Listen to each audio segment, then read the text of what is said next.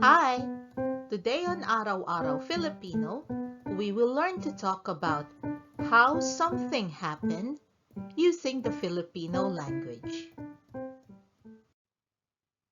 Our lesson today are about adverbs for manner, pang-abay para sa paraan. Adverbs pang-abay, for, para sa, manner, paraan. These are adverbs that we use to answer questions about how something happens, or happened. Paano mangyari ang isang bagay? How, paano, something, isang bagay. Happen, mangyari. Let us look at our first set of adverbs for manner, pang-abay para sa paraan. Quickly, nang mabilis. Slowly, nang mabagal. Loudly, nang malakas. Softly, nang mahina. And moderately, nang katamtaman. Do you see what pattern exists in these adverbs?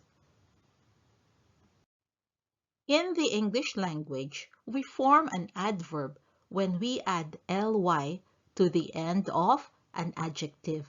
But in Filipino, we put ng or nang before the adjective. So, the adjective quick becomes quickly.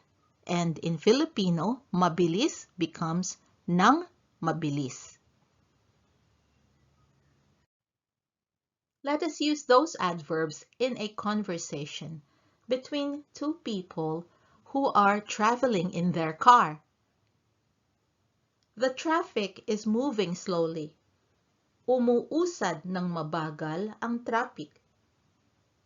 The, ang. Traffic, traffic. Moving, umuusad. Slowly, nang mabagal. When does it move quickly? Kailan pa umusad ng mabilis ito? When, kailan. It, ito. Move, umusad. Quickly, our adverb, nang mabilis. What about that word pa? When we say, kailan pa, it's like saying, when else? When else does it move quickly? And pa is one of those short words in Filipino that can have multiple meanings, and you will find out how to use this in future lessons. It moves moderately when it is still early. Gumagalaw ito ng katamtaman pag maaga pa. Moves is gumagalaw. Or we can also say umuusad. Moderately, ng katamtaman. When, pag. Still is also pa. And early, maaga. Here is another set of adverbs for manner or pang-abay para sa paraan. Suddenly, nang bigla. Unexpectedly, nang hindi inaasahan. Repeatedly, nang paulit-ulit. Gradually, nang paunti-unti. And immediately, kaagad. So immediately, we only say kaagad, but you can also say nang kaagad. It's just that in everyday Filipino, it's quite common for us to omit the word nang when we're using kaagad. Now let us use some of those adverbs in a conversation about an event. The flood rose suddenly. Tumaas bigla ang baha. The, ang. Flood, baha. rose, tumaas. Suddenly, bigla. In the Filipino version, tumaas bigla ang baha, you notice the adverb came after the verb. So the verb is tumaas followed by the adverb bigla. But we can also express this as biglang tumaas ang baha. So in the second version, we switch it around. Bigla is at the start of the sentence and followed by the verb tumaas. So both ways are fine. Just use what is easy for you. Now we added nang to bigla in the second version because putting nang after bigla helps us to roll it better, to say it easier. Biglang tumaas as opposed to bigla tumaas, which is a bit awkward. Here is another example. We evacuated immediately. Lumikas kami kaagad. We, kami. Evacuated, lumikas. Immediately, kaagad. So, in this sentence, lumikas kami kaagad, the adverb is at the end. Here is another version. Kaagad kaming lumikas.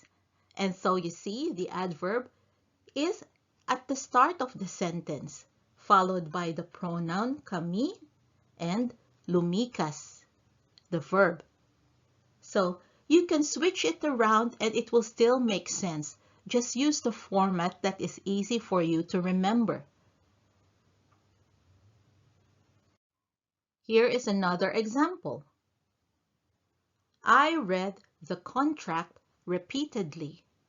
Binasa ko ng paulit-ulit ang kontrata. I, ko, read, binasa, the, ang, contract, kontrata. Repeatedly, our adverb is nang paulit-ulit. Another way to say this is paulit-ulit kong binasa ang kontrata. I gradually understood it. Naintindihan ko ito ng paunti-unti. Gradually, ng paunti-unti. Understood, naintindihan, it, ito. Another way to say this is paunti-unti kong naintindihan ito.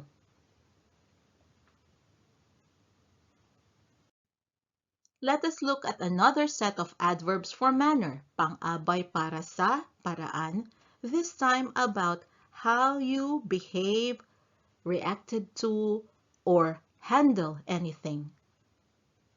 Carefully, nang maingat.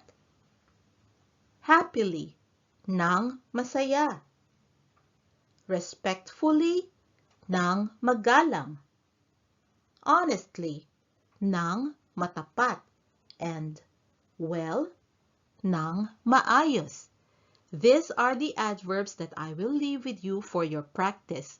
But let us look at least one example. I carefully read the contract.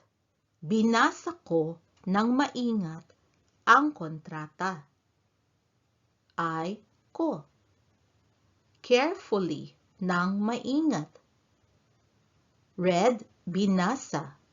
The, ang. Contract, kontrata. I will happily sign it. Pipirmahan ko ng masaya ito. Will sign, pipirmahan.